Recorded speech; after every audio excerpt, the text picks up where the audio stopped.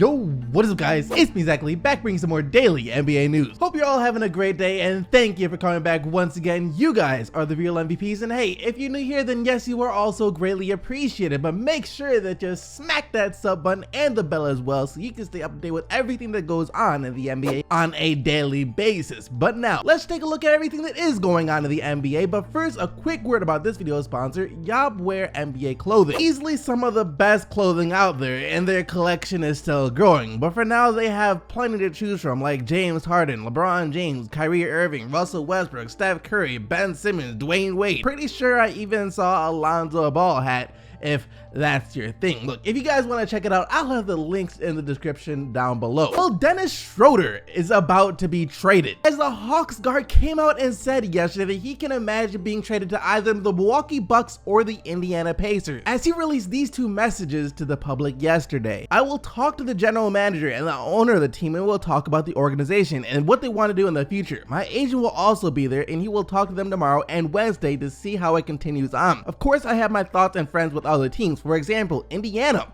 wouldn't be too bad. Milwaukee wouldn't be too bad. Those are two teams where we can say the organization is going in the right direction. Shots fired, shots fired, shots fired at the Atlanta Hawks. He just said, you guys are not going in the right direction. You don't have any idea what you're doing. The Pacers and the Bucks, though, those are two teams that know what the heck they're doing, so send me there. But I mean, what is it about these players being so bold with their trade requests nowadays? First we had Eric Bledsoe and now Dennis Schroeder. It's like they don't even try and keep these things in house anymore. They just want everyone to know that they want out of the situation they're in. However, Dennis Schroeder even took this a step further, as he deleted everything off his social media. Every Hawks related item was deleted off his Instagram account. So he really is about to be traded. As far as his desires to play for either Indiana or Milwaukee, I mean, he doesn't get to pick where he goes. The Hawks are just gonna give him up to whoever makes the best offer. As far as Dennis Schroeder as a player, he's not a star, but he's also not bad. He's a good, solid young point guard, and he could be even better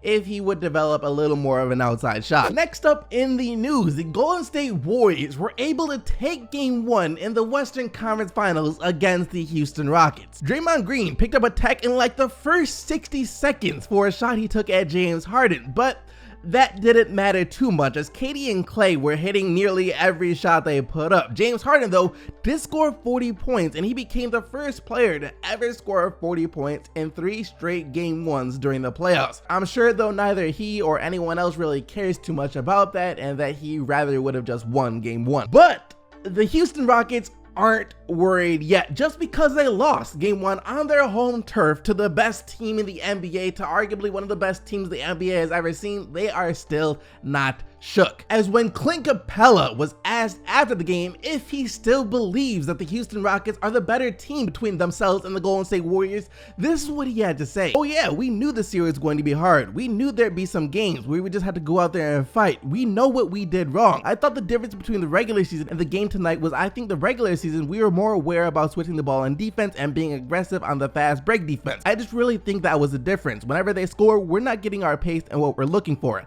That's harder. And Chris Paul, after the game, said kind of similar things, that the Houston Rockets know exactly what they did wrong, and it was just a few defensive miscommunications that cost them this game. Defensively, I think we got to be better. You know, it's funny, I got caught helping a couple times in the first half, and I think Nick Young hit 3 threes off of those plays. You know what I mean? Some games, some series, you may make those mistakes, and guys don't make the shots. But tonight, every time we did it, they made the shot. So for us, we're going to look at the film. Hell, a lot of it we already know. You know what I mean? We just got to do it better, because obviously they make you pay when you make mistakes. However, while the Houston Rockets might think they know what they did wrong and will be more prepared for game 2, what they might not be prepared for is the Golden State Warriors taking it up yet another notch, as Kevin Durant after the game says he still believes the Warriors can play at another level than they're playing at right now. What we're seeing right now isn't them at their peak. I don't know. I mean, I don't know if we're at our peak. I think we could be better. I mean, the stakes are high. I mean, we playing the Western Conference Finals against the best team in the league, #1 seed and MVP on their team. So, I mean, I think everybody just wants to enjoy this time hooping. Not a lot of people get this opportunity, so we want to take advantage of it. You can tell everybody is just very excited to be here. Look, I'd advise you guys just to sit back, embrace yourselves, because this series is about to be epic. Also in the news, how many of you guys are familiar with ESPN's 30 for 30 series? The documentary series where they go over past teams or players or even sometimes current players in the NBA. I mean, it's a really dope series that allows you to get like an inside look of sorts at things that happen throughout NBA history. Well, check this out. We just got a teaser from ESPN about the next 30 for 30 series they're releasing, and guess who it's on? None other than Michael Jordan, and it's called The Last Dance. Here is a little bit of a teaser that they released on Twitter. I'm just going to show you a little bit, and I'll have the links to the full thing down in the description box below. Those tears and that pain, and I wanted that feeling at the end of every year, and that's hard. It's like a dependency. It's always going to be a part of you.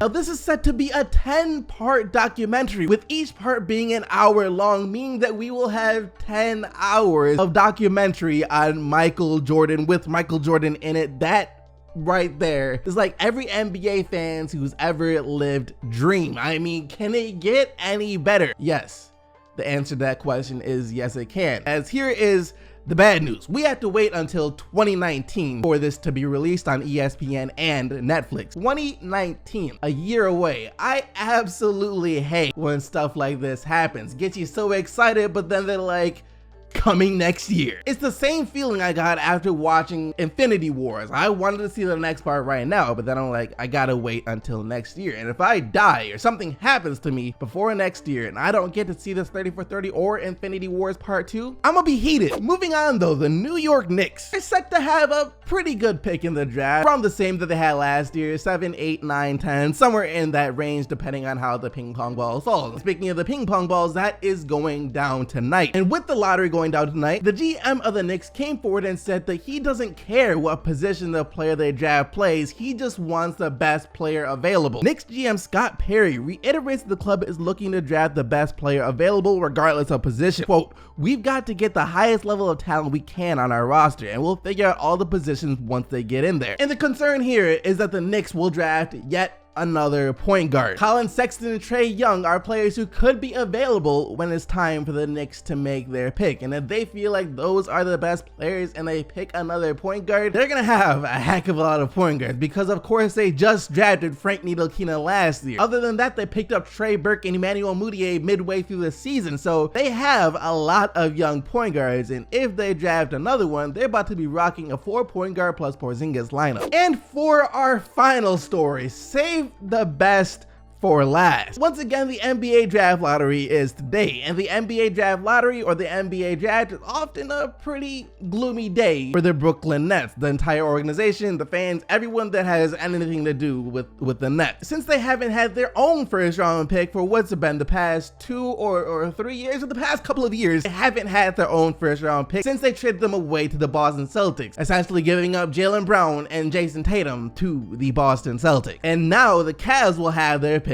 this year. And with that in mind, former assistant GM of the Nets, Bobby Marks, was interviewed yesterday, and he was asked exactly what was the thought process behind that disaster of a trade that doomed the Brooklyn Nets. And get this, not only did the Nets do that trade thinking that they would win the championship that year, but they also did it thinking that it would bring them Kevin Durant in free agency. I thought when we did the deal, I thought we would have a championship level team in 13-14, we'll be a playoff team in 14-15, and then when the cap spike came in 2016, we'd be in a good position to get Kevin Durant or one of those marquee free agents just based on past success, and we were all wrong. We misjudged the trade big time. Hold up, that's not all. It gets even worse, as he says that the Nets didn't even have to give up the pick that turned into Jason Tatum last year, but they did it anyways. I've said all along that my biggest regret is a pick swap that got Boston Jason Tatum, because I don't think that had to be included in the deal, and it eventually was. And the article later stated that the Celtics didn't even think that they were about to get that pick, as Celtics owner Wyc Grousbeck told Bill Simmons this weekend the swap was a last-minute add-on that neither Grousbeck nor Danny Ainge thought the Nets would agree to to, but they did. Oh my God! I shouldn't find this so funny. I really shouldn't. But they got absolutely fleeced. The Celtics asked for the 2017 draft swap as a joke, and the Nets just agreed to it anyways. They thought they were gonna get KD. Oh God, look, I'm sorry, Nets fans. I'm sorry, but I love this. This makes me happy. See, as a Pistons fan, I've seen my organization make some dumb moves in the past, and this helps me feel better. Anyways, that brings us to the question of the day. Where do you guys think Dennis Schroeder is going to end up? Let me know down in the comment section below. But that's gonna do it for today's video. Hope you enjoyed it. If you did, be sure to smack that like button and subscribe to the channel so you don't miss out on more daily